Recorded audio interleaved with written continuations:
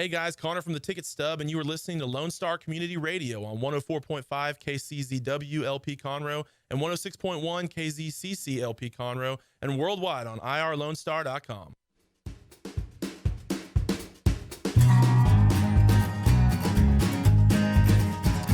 Hello, everyone. Good afternoon. Monday, high noon, December 2nd, the first Monday of the month. First Monday in December. I can't believe it's December already, but it's a beautiful day outside. It's actually pretty nice weather, pretty crispy. I'm your host, Margie Taylor, Conroe Culture News, downtown Conroe, Lone Star Community Radio, FM 104.5, 106.1. And my guests today are Maria Banos Jordan. She's with Texas Familias Council, and Molly Carr of Abundant Harvest Kitchen, and they have been working together collaboratively a lot more lately than probably in the past, and they're going to tell you a little bit about that and what they do separately and together, especially out in East Montgomery County since Imelda hit back in September. Y'all are still working on recovery efforts. I think people don't even realize what's going on out there. So hopefully you can share some of that. So a few things that are going on around downtown Conroe. It's beginning to look a lot like Christmas is all I got. If you haven't looked at these window displays downtown, you need to come down here and look. It's kind of like an old-fashioned Christmas, a Hallmark Christmas. And we do have the tree lighting tomorrow night. They start with the ceremonies at 6 o'clock at Heritage Park. About 6:30 or so till 7 will be the tree lighting festivities. And then right at 7, you will hear the music start with the Jazz Connection kids. Most of them are from youth at Conroe High School, and they'll be playing right down the street from us at Founders Plaza, Christmas carols, and they're fabulous. They're really good. They've been on the show in the past. We will also have across the street letter writing to Santa. And there's going to be gourmet hot dogs with Divine Dogs. There's going to be tamales from Carmelitas. You get your picture taken with bears, etc. There's going to be inflatables down the street. Of course, you can go judge the window decorating. There's 18 merchants that have decorated their windows. And we will award the prizes first, second, third from the most popular ones that the people decide by putting a little wooden token in gift boxes outside their storefronts, which is what's going to happen tomorrow night between 7 and 8:30. And those will be awarded at the Conroe Christmas celebration in a couple of weeks after the parade and all that. So it's kind of a fun thing. There's no charge for this. So you just walk the 2 blocks down from Heritage Park, and you'll get a postcard that tells you all the activities that are going on. There might even be some snow, from what I understand, from a theater that does a lot of theatrical things, and they're getting ready for the best Christmas pageant ever over at the Crichton Theater, which opens up this Friday through right before Christmas, I believe. And then over at the Owen Theater, we have Ebenezer Scrooge. So you know who that is, A Christmas Carol. So you can get tickets for that, and it kind of gets everybody in the Christmas spirit. So the Art League will have their doors open. A lot of the merchants will be open and selling things from 7 to 8:30. There's also going to be tickets that people can get and drop in for a raffle that's going to be at 8:15 tomorrow at the park. You got to be present to win, giving away 2 bikes courtesy of Blyle Engineering and some other prizes that the merchants have all pitched in to help donate. So there's going to be reindeer food across the street, letter writing to Santa, Santa's workshop at Brownlee's Jeweler. There's going to be inflatables as you wait in line to go see Santa at Mimi's on Main. And there's another inflatable over down the street on Simonton and Thompson. And there might even be the Grinch walking around. He did that last year. He tried to just put a little sadness in everybody, but he didn't win. And anyway, so a lot of fun, and it's all absolutely free. We had about 3,000 people out here last year in an hour and a half. It was a lot of people, but it's fun, kind of gets you in the whole Christmas spirit. Also, this Friday is a monthly art experience down the street at Bean Punk Coffee. They're getting ready to celebrate a year anniversary of moving down the street. So they are across the street from the courthouse on the east side of Maine. So Friday night, December 6th, they have their monthly art exhibit with photography artwork. So with that, we're going to roll into the two ladies I have sitting across from me, both Maria and Molly. And they do a lot of nonprofit work. And is yours actually a nonprofit, Maria? Is it? It's not a 501c3. Okay, it's not a 501c3, but I mean, you do. It's all volunteer driven. It's all yes. volunteer driven to help communities Absolutely. and empower them using their assets and That's leadership within the communities. And I met you years ago. 2008. It was 2008 I met you? Yep. You know the date. Yes. I remember when I stepped foot in Montgomery County. Yes. Oh, okay. Yes. So is that when you started working with United Way? Yes. Okay, so I guess 2008. So I've known you for about 11 years. Yep. I know Rita Wills. Rita does stuff with us as well, Yeah. and she's comes on the show quite often, and she always has a lot to say too. But I met her back with the Homeless Coalition when I was with Youth Services. Yes to Youth.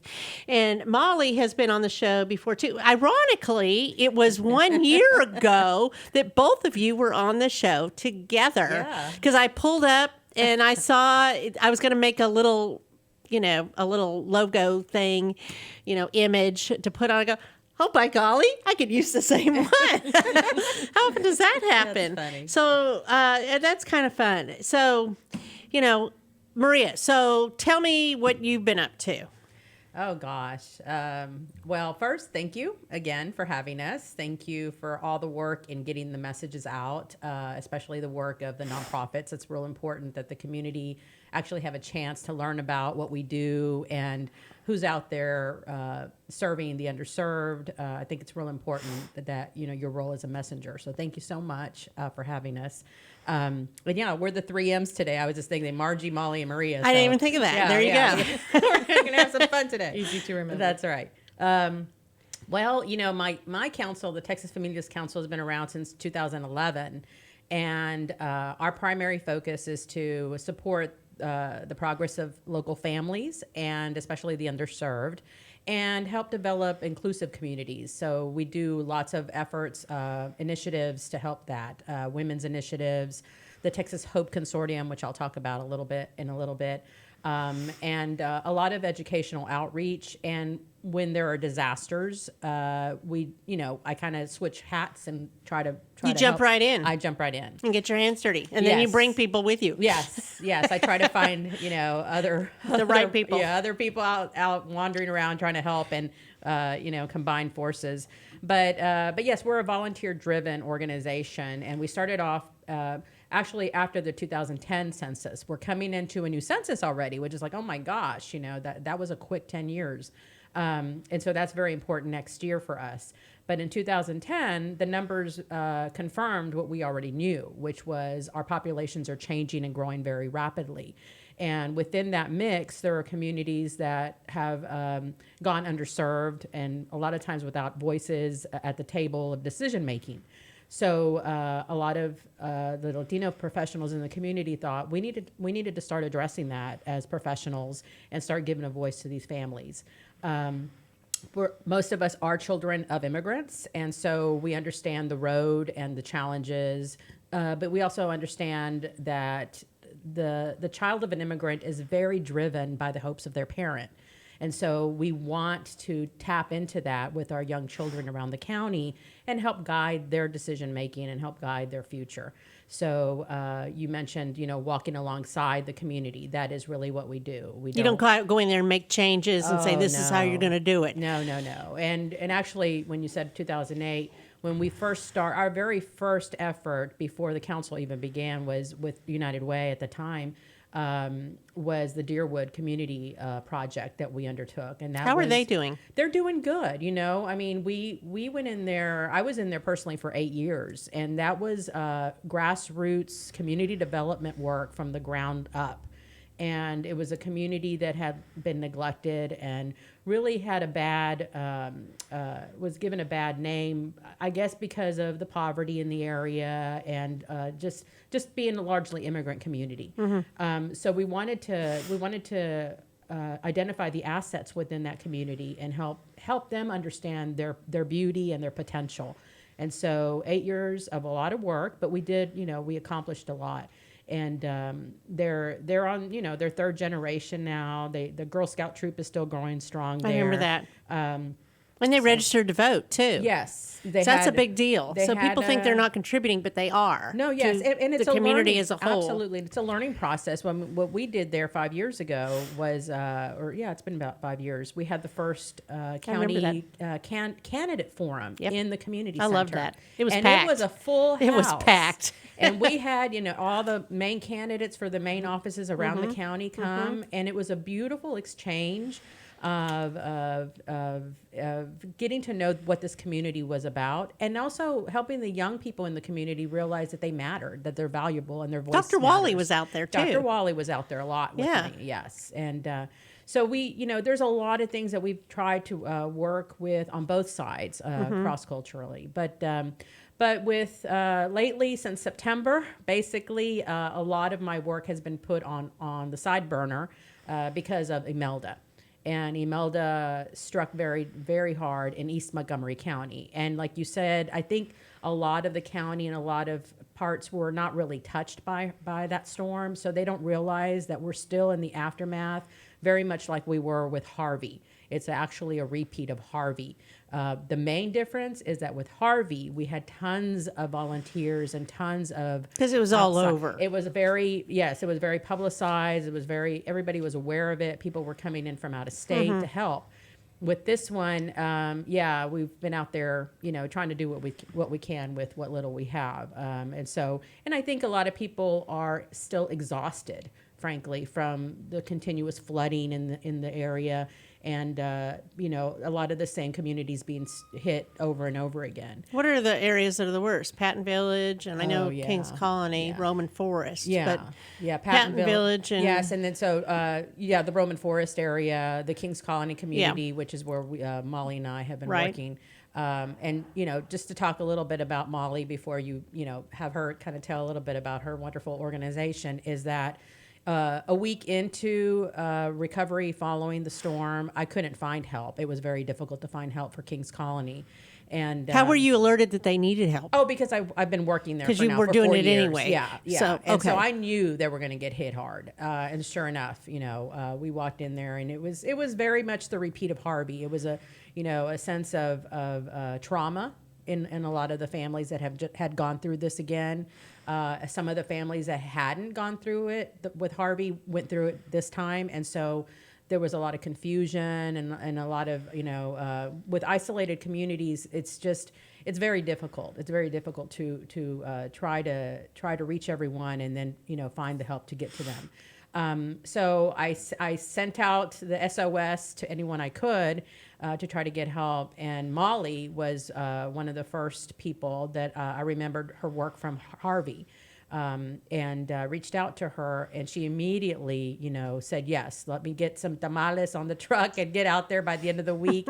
And she's been there ever since, thank God. But she has been a godsend to us and to the community. And they now, Senora Mali is now, the popular, I've been unseated as the community. There you go. That happens. But she's wonderful. And what I love about Molly is that, not everybody does this work with joy in their heart.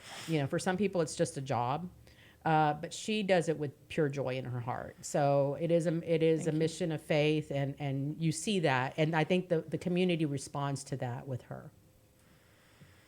So I'm very thankful. Thank you. Just love her to death, and strongly, strongly believe in the work that Abundant Harvest is doing. So.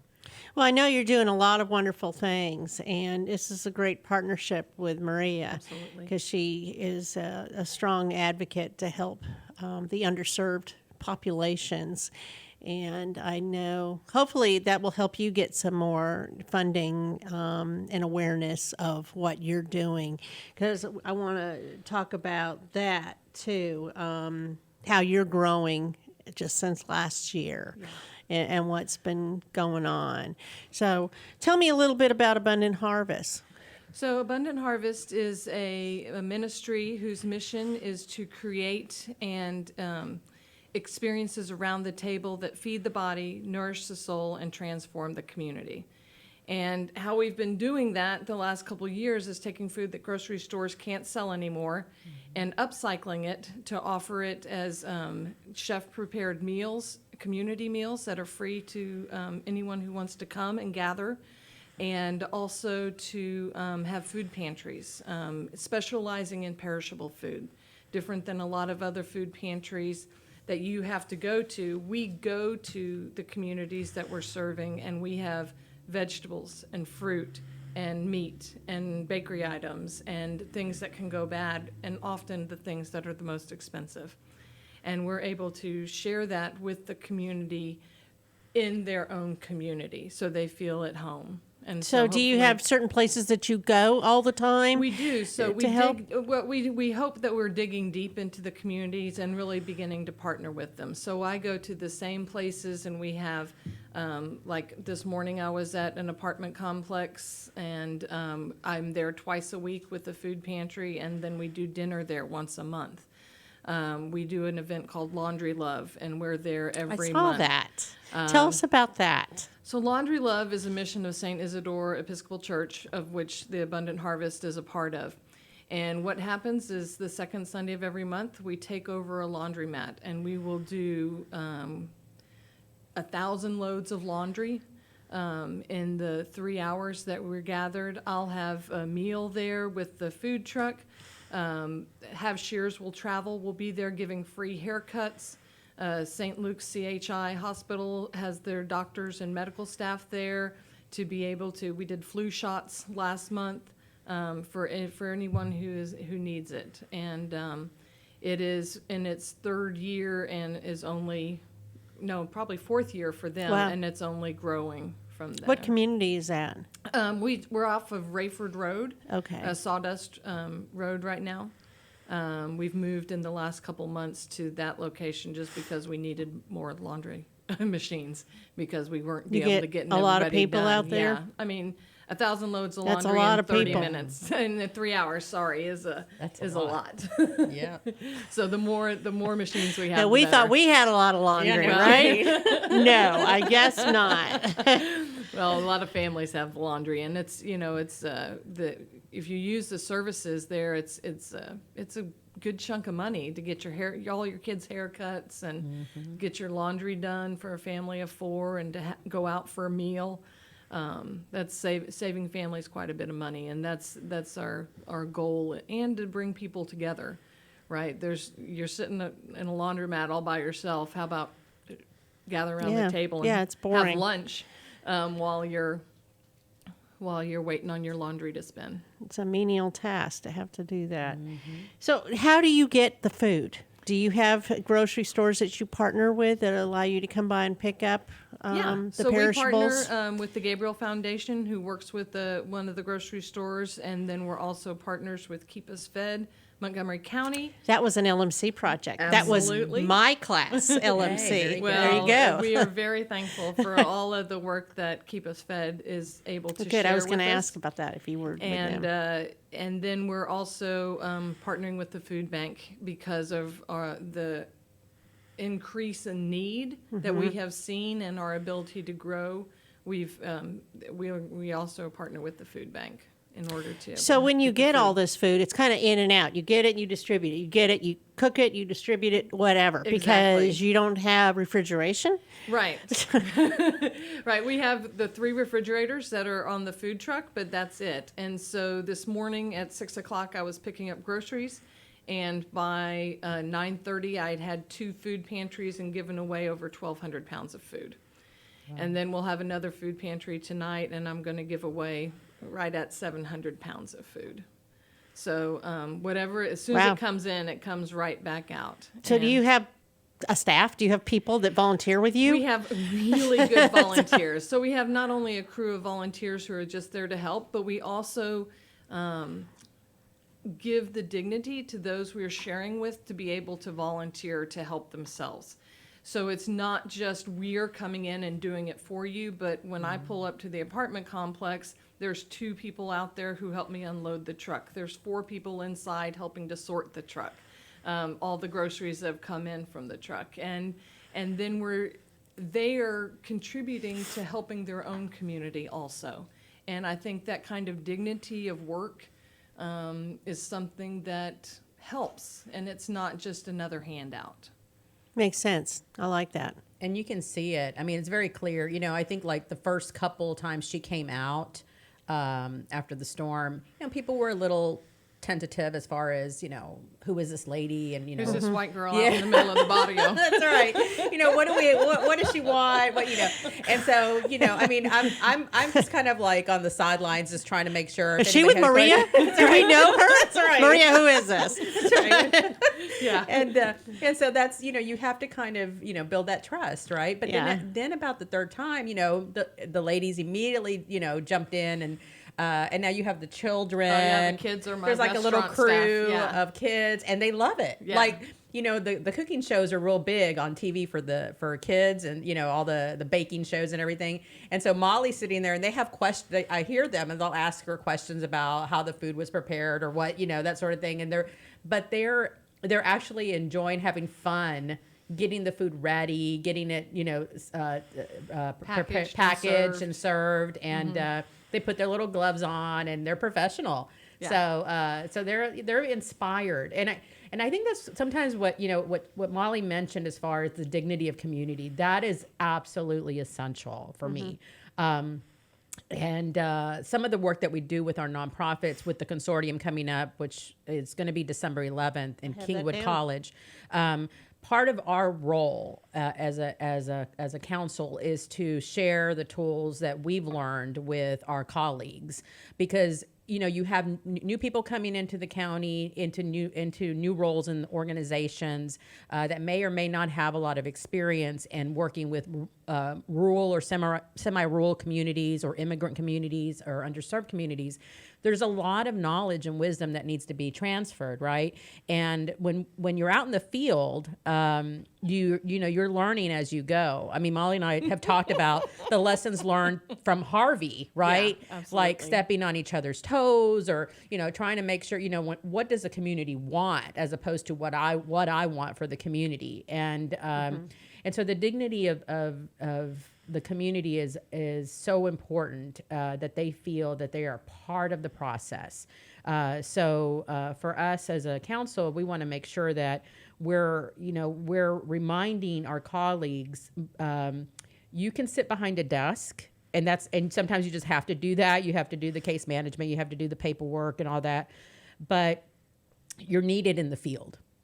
And I think we've gotten away from that as a profession. And I don't know if that's just because it's easier to manage a lot of our services in-house, but that's not what a lot of our communities, how they function.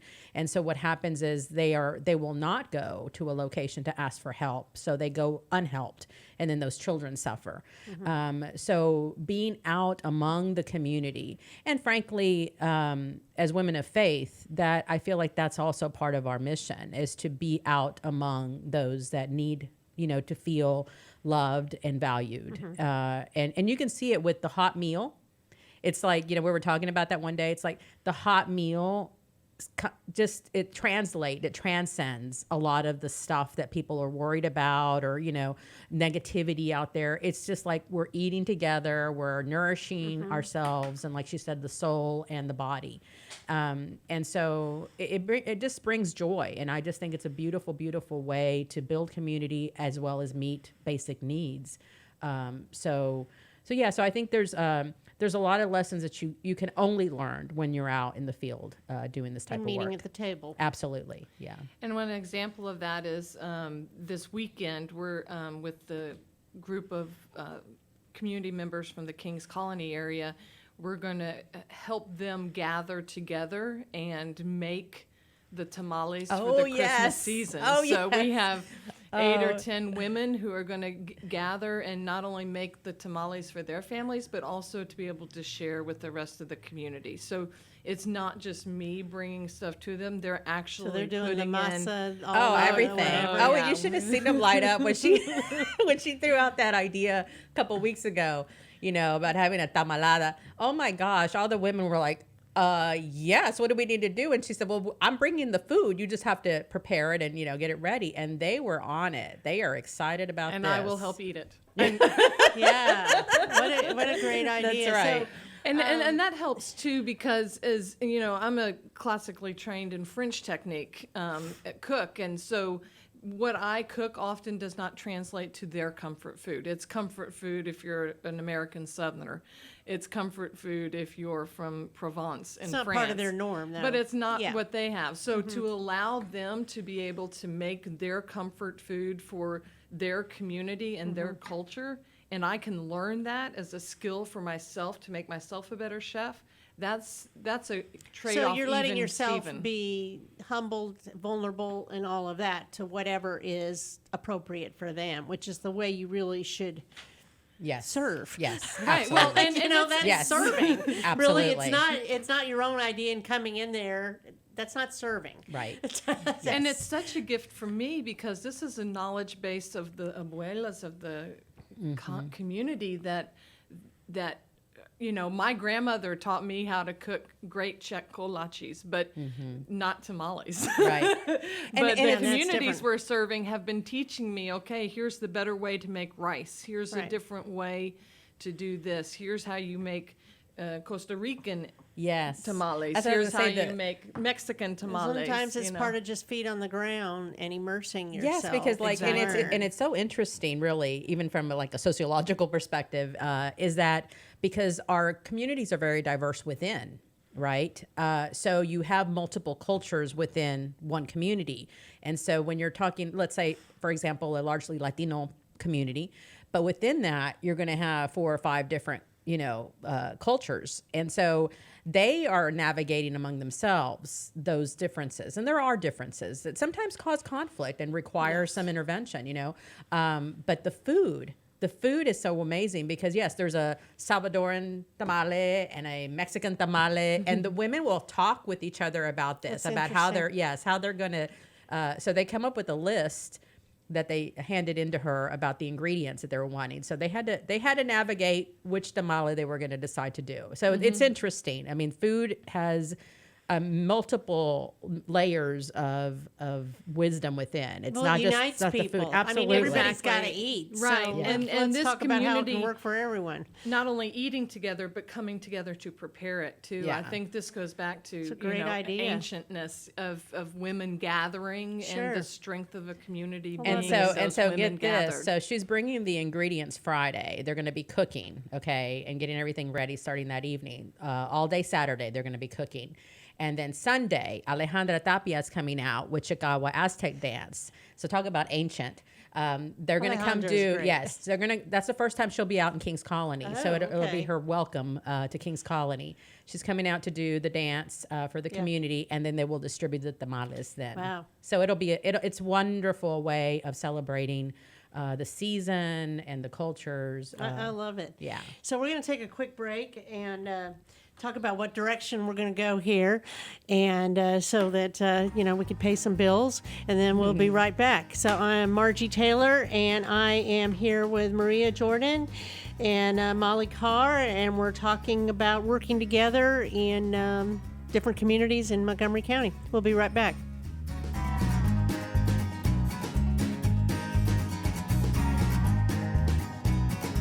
Since 2004, Roger Stein Chiropractic has offered spine and joint manipulation services to residents of Montgomery County and surrounding areas. Conditions treated include lower back pain, migraines, headaches, whiplash, carpal tunnel, neck pain, sciatica, joint pain, sports injuries, herniated discs, and complications from pregnancy.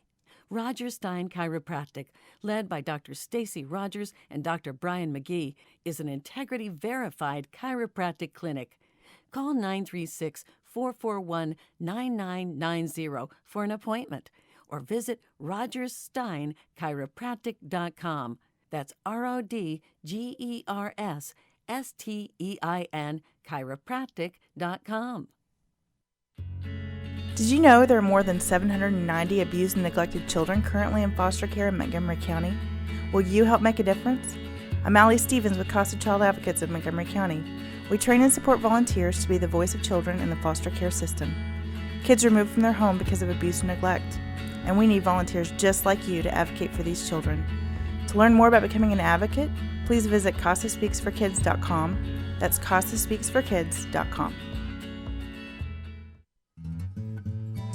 Lone Star Community Radio is looking for those who are interested in hosting their own talk show, with monthly and weekly slots available on Conroe's FM 104.5, 106.1, and on irlonestar.com. Start your own podcast, create your first YouTube channel, and be on TV. Contact Lone Star Community Radio online at irlonestar.com or call the station message line at 936-647-3776. Okay, so continuing on with our conversation with Maria Jordan, Texas Familias Council, and Molly Carr, Abundant Harvest, about some of the recovery efforts that are going on from the Imelda storm that happened in September. They're still going on. Things aren't perfect. No, Things aren't wonderful. no. Just because it's Christmas, everything isn't like No, ready recovery to go. Recovery takes years, really. So. What do they need out there? What's going on? Well, FEMA came in, I think, 2 weeks after the storm. So we had a rough beginning after the storm. There was not a lot of help. Just because they weren't aware of it or what? I don't know what was going on. It took a long time for it to be declared a Yes, it did. disaster area. And they can't go out there till it it took is. a couple weeks. And Red Cross had a presence, but it was very minimal in the beginning. So it was difficult to really kind of figure out, where the lifelines were. So it was tough the first couple of weeks. And then, I worked with FEMA a lot to try to get the communities to be informed about what the process was, try to, overcome any fears about, asking for help. And then, try to get people to sign up. Actually, tomorrow is the deadline for FEMA to apply. So if you haven't applied and you did suffer some damage, you need to get that in there. Even if you don't think you have a chance of getting help, it's better to have the application in. That way you could always appeal it if there's any denial. But as far as what we see as far as need, it's a lot of basic need. These families are starting from -0, a lot of them. And I guess what is important to talk about is the existence of poverty in our county. Extreme poverty. That is it transcends ethnicity, cultures, age. We have a lot of elderly that are in poverty. It's out there, and I think it's easy for us to compartmentalize that's somebody else's problem, or it's very minimal. But actually, we see growing poverty, and with the region population growing. And people from Houston moving outward, you're going to start seeing those strains on local communities and what's going on there. So while we would all like to believe that somebody's taking care of it and it's going to be handled and it's just kind of going to go away, it doesn't really work that way. It takes a lot of conversation, strategizing on how to begin to address poverty at the very local level. Each community is different, and then who are your resources? Who is capable of handling what piece of that? And you're working with CAC out there as well, Community Assistance Center. We both work with them, and they've been wonderful too. And they're actually helping me with some ongoing work out in East Montgomery County. So we're hoping to even though they're based here in Conroe, they do serve the whole county. They serve the whole county. And they have many different types of services and case management also. So both Jennifers have been very Landers wonderful. and Huffine, Landers, yes. And Jennifer Huffine was in my class too, LMC. Oh, was she? Yes. So was her husband. And I worked with Jennifer Huffine years ago for a very short period with United Way. Right. So we have a long-standing friendship too. Mm-hmm. But they both get it and they both understand what's needed. And so it's just a matter of kind of joining forces and then trying to find out what resources are out there to help address that. And I think really also bringing our county leaders, our elected officials, into that discussion is very So important. are you working with the commissioner, Metz, or I did have a meeting police with him a chief? couple weeks, and Chief Carlisle out in Roman Forest. He's been very helpful. And then Hayden? Constable Hayden? Or not- is that even called into play? Maybe not, because it's well, not law enforcement is very important. It may not appear, people kind of think, well, first responders and that's it. But no, I mean, it really takes the whole community to rebuild and to move forward. I mean, you need kind of everybody working towards a common vision of what is a healthy community. Yes, we need to keep people fed. They need to have shelter. They need the basics, but they also need to feel safe and secure in their Guidelines, homes. boundaries. Yes, and they need to have hope that they matter, that they have something to contribute, and that's where our nonprofits all come into our church communities, our faith communities, and so it's really about having these conversations with our elected officials on how we grow. Because the growth is here, like it or not. I mean, you were talking about our small town, the feel that when you walk through downtown Conroe, how beautiful it is right now. And that's what we all want to hold on to, is that sense of connection and that small town. But the truth is we're losing that quickly because of the growth. And that's not going to stop. So how do we adjust? How do we address those growing needs?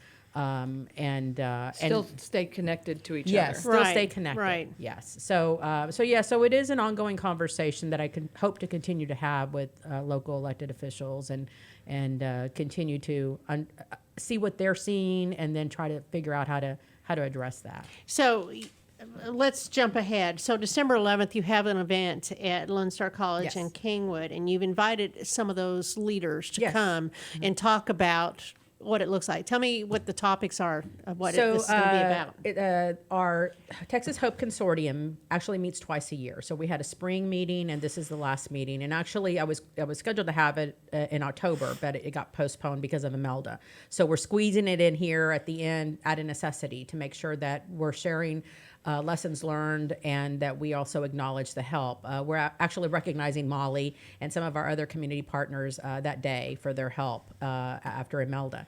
But the topics are, what are the demographic changes that we're seeing, the population growths, what are the needs that we're seeing, and the diversity and the inclusion of communities is very important to that discussion. And actually, I'm going to have a panel of local residents that are going to share some of their hopes with the nonprofit professionals that are there so that they hear directly from the community about what it feels like to raise a family in East Montgomery County. Why are they there? What do they hope for their children? And what are they needing for that journey? I think that's very, very important that we have that conversation directly and that, people walk away from that meeting feeling that there is a piece that they can contribute. And yes, that they've been seen and heard. and that they've been seen and heard. Yeah. Because Did you ask Senator Creighton to come out? I haven't reached out to Senator Creighton Because I but- actually brought it up. Oh, did you? That's wonderful, Because I'm Margie. that girl. You are that girl. At the Magnolia Chamber when he was speaking. Okay. And he was talking about the rainy day fund. I said, speaking of rainy days, let's talk about Imelda. And I said, there was a lot of damage in East County. He goes, yes, that's part of our new plan to be. I'm saying you should probably reach out to him. Sure. Kevin Brady, Congressman Brady, is going to be at the new Meals on Wheels building. As soon as I'm done here, I'm going over there. Oh, wow. Wonderful. Do you know about that? They took over the food bank building. Oh, that's right. Yes, that's right. That's yeah. right. So that's, anyway. No, but You so can come by I and say think, hi. But and I mean, part- I think inviting all those people that can help us, the Sure. legislators, make change Right. happen, and hear from the local residents. And that's a from very those good point, Margie, populations. because sometimes our communities are changing very quickly, and sometimes our elected officials don't realize who are all these new families Well, and they don't. constituents that live here, and who are the future constituents, The right? squeaky wheel, Yes, exactly. If you don't say, people don't know. Right. And so, this is our first consortium meeting in East Montgomery County. We've always held them in Conroe and in the Woodlands area. And so I partnered a lot with Lone Star College, Montgomery. This is the first time I'll be doing it at Kingwood College. And actually, I will be having an office now at Kingwood College to continue the ongoing follow-up after Imelda and future disasters. Because I think we both realize that this is the new normal. As much as it hurts me to even have to say that, but we will continue to see suffering from natural disasters in this region. And so us being prepared and working better together is very important, that, that we begin to learn how to do that. And so my having an office at the Kingwood College, I'm hoping will bring more attention and awareness to East Montgomery County from our partners based out here in Conroe. Have you gone to the luncheons at the Greater East Montgomery County Chamber? I haven't been in a while. It's been a while. We need to since go. I They have have one Wednesday to talk about this. Just saying. Yes. No, and you and I have partnered over the years. Because we go way back. The need, and so it's always important that I think sometimes, and this is another thing, and that I'm very mindful with Molly, because people a lot, and I'm saying in the general public, assume that we have this giant army behind us of thousands and thousands of workers that are out there. What's the reality? And surely it's not just Molly bringing the food out to East Montgomery County, or Maria trying to address all the needs of the Latino community. That's absurd, right? We do what we can with what we can, and we try to amplify that as much as possible to raise awareness, right? But the truth is that we're very limited. We're very limited as far as all that we can do to try to deal with the growing population and the growing needs. So we always need help. We always need volunteers. I need to interrupt help. you. People Yes. don't realize you don't even get paid for this. No. You have been volunteering your time for how many years? Since 10 years, yeah. 10 Yeah. years, just Yeah, helping so the communities? I like to remind our local elected officials that when you're talking about investment in Montgomery County, I think I've proven my investment by being here, even though I don't live in the county, but I came here out of the need because of the growing communities. But you're not trying to change it. No, You're no, immersing in it. Yes, and I'm walking trying side by side. That's I'm whole trying to idea yes, of the thing. and I'm trying to share the knowledge that I have after over a 25-year career in working Right. with communities. So it is a personal mission of mine, and I don't expect anything other than respect for the communities and sharing the need, the response to the need. So I appreciate our for me, partnerships are golden. They're absolutely essential to the well-being of the communities. So one last question. So if somebody wanted to go to your event December 11th, how do they find out about that? Okay, so December 11th, we will begin at 9:30 as check-in, and it'll go till noon, and then we'll have kind of a mingle, light lunch for people to kind of catch up and maybe digest a little bit about what we talked about during the consortium. It's open to anyone. It's free of charge. Anyone free. serving the community. So a lot of our nonprofit sectors, professionals are going to be attending. And so, we hope to continue that conversation afterwards. You can email me, texasfamilias@outlook.com.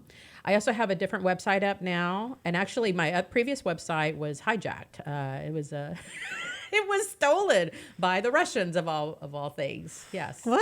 Yes. This happens, right? I mean, No, yes. Oh, yes. So, Interesting. anyway, so I have two websites out, but the actual one that is directed to me right now is TexasFamiliasCouncil.org. So it's not TexasLatinoLeadership.com? No. Oh, okay. Well, Yeah. that's the one I put on the website. Yes. So, well, this one just came up. So I just now posted the new website. So TexasFamiliasCouncil.org. Okay. Would be the one. And that just kind of gives you an overview of the work that we do. But on Facebook, you can find me, and I'm posting constantly about Molly, about all partners and what they're doing, and about the community work. So, Okay. yeah, so just let That's me know. good. So I'll repost that on Conroe Culture News. So let's talk Molly. Yes.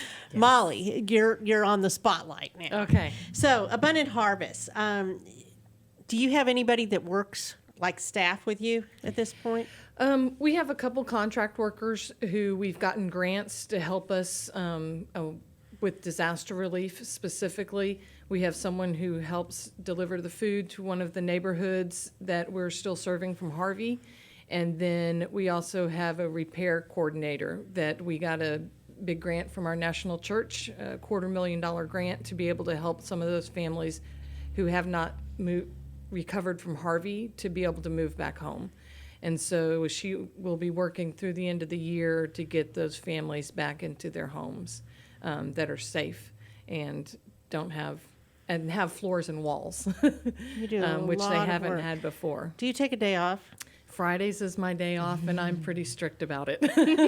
Good. So, But saw, I will say that. I will say this also. I also have the best team of volunteers who are very dedicated and hardworking, and so much so that one of them was even featured in a national ad campaign from Ally Bank, where she was highlighted and for her work with us. And the bank contributed $10,000 to what we're doing. Wow. And also, she had been without a home for 4 months, also got her a home for the year. Isn't that awesome? that's nice.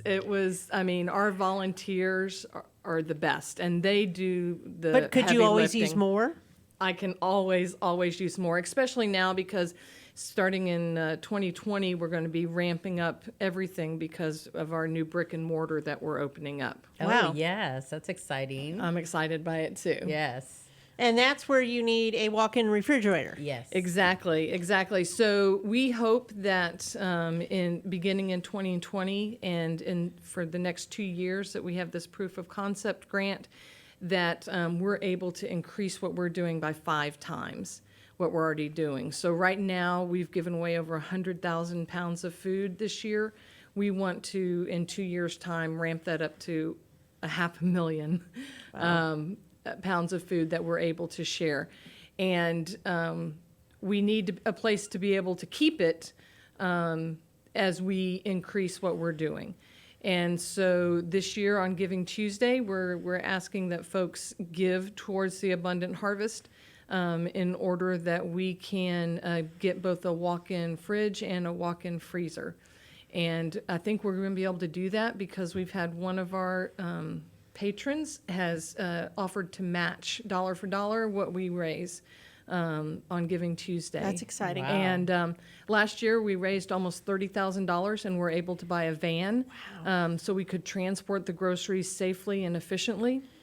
And this year we're hoping to be able to get both a walk-in fridge and a freezer in our new building. And I can attest, I just want to interrupt. I can attest to the fact that every component of Molly's work is amazingly efficient as far as, like she explained, reusing, donations, being able to make the most out of what we have, connecting it directly with the community, and then helping build those bridges and that dignity within community.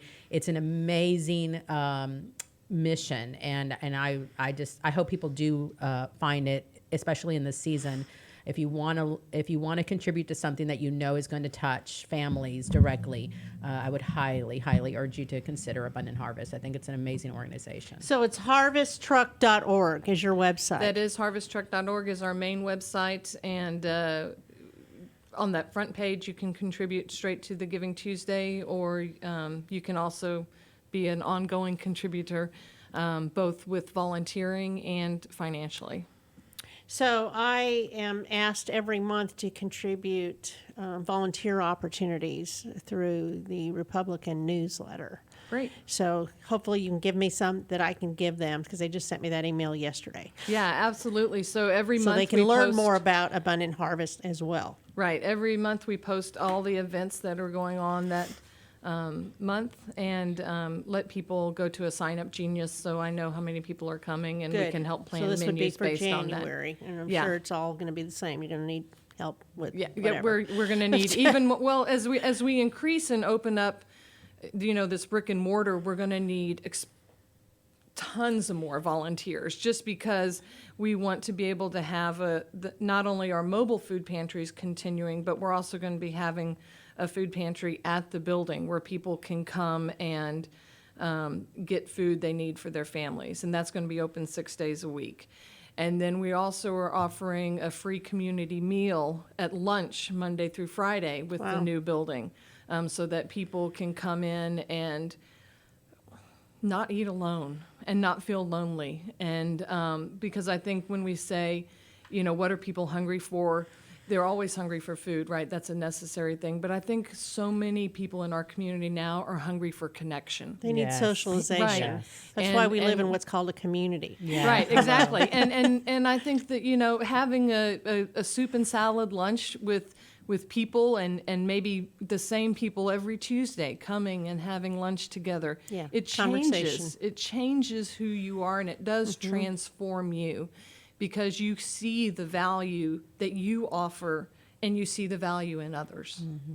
And I think with we are going to need lots of help going forward. I don't even know the help we're going to need yet, because we're kind of learning as we go. Sure. But But it's there. But I know hey. So you just need a phone number to call when you need it, right? Right. Email me. Okay, we and need I you will- now. Let's I will go. put you That's to right. work. Okay, so what have we not covered, ladies? I don't know how much time we have, Dick. 5 minutes or so. Oh, there's the clock. Hello. There we go.